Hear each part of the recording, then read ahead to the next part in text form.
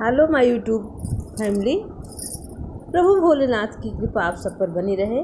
आज सोमवार है, भोले बाबा का दिन है, इसलिए हम आपके लिए लेके आए हैं भोले बाबा माँ पार्वती जगत जननी भवानी की प्यारी सी पौराणिक कथा आपको अच्छी लगी तो प्लीज़ लाइक शेयर सब्सक्राइब करिएगा। माता पार्वती जी की कृपा आप सब पर बनी रहे, भोलेनाथ जी की कृपा आप सब पर बनी रहे। आइए सुनते हैं पौराणिक कथा। जब माता पार्वती जी ने शिव भगवान, भोले शंकर और विष्णु भगवान और नारद जी, कार्तिकेय जी और रावण को श्राप दिया था, ये श्राप माता जी ने क्यों दिया था, आइए सुनते हैं। बहुत ही प्यारी और रोचक पौराणिक कथा है। एक बार भगवान भोलेनाथ माता पार्वती के साथ जुआ खेलने की अभिलाषा प्रकट की। खेल में भगवान शंकर हर हर महादेव अपना सब कुछ हार गए। हारने के बाद भोलेनाथ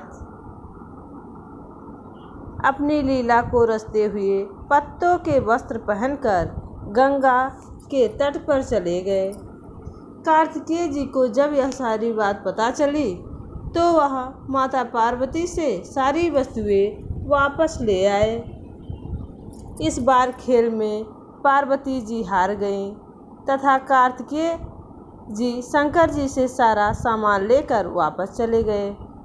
अब इधर पार्वती जी भी चिंतित हो गई कि सारा सामान भी गया तथा मेरे पति हर हर महादेव भी दूर हो गए।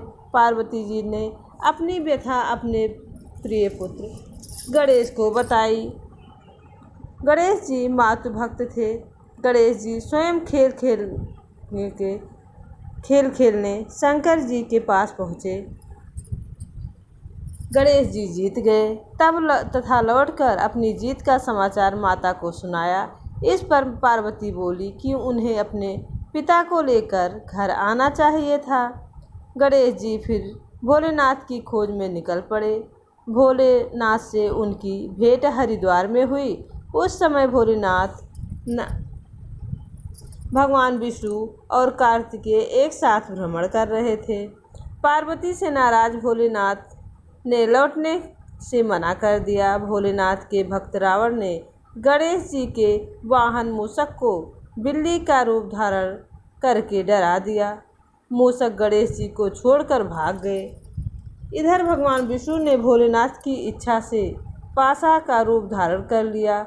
गणेश जी ने माता के उदास होने की बात भोलेनाथ को कह सुनाई। इस पर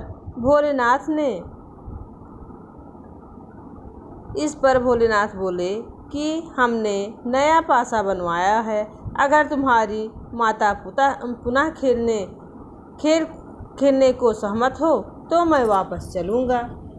गणेश जी ने आश्वासन पर भोलेनाथ वापस पार्वती जी के पास पहुँचे तथा खेल खेलने को कहा। इस पर पार्वती जी हंस पड़ी। वह बोली, अभी पास क्या चीज़ है जिससे खेला जाए। यह सुनकर भोलेनाथ चुप हो गए। इस पर नारद जी ने अपनी बीड़ा आदि सामग्री उन्हें दी। इस खेल में भोलेनाथ हर बार जीतने लगे। एक दो पासे फेंकने के बाद गणेश जी समझ गए तथा उन्होंने भगवान विष्णु के पासा रूप धारण करने का रहस्य माता पार्वती को बता दिया। सारी बात सुनकर माता पार्वती जी को क्रोध आ गया।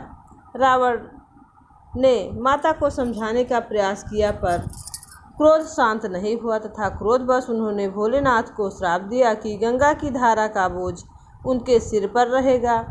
नारद जी को कभी एक स्थान पर न टिकने का श्राप मिला। भगवान विष्णु को श्राप दिया कि यही रावण तुम्हारा शत्रु होगा तथा रावण को श्राप दिया कि विष्णु भगवान ही तुम्हारा नाश करेंगे। कार्तिकेय जी को श्राप दिया कि पार्वती ने हमेशा बाल रूप में रहने का श्राप दे दिया।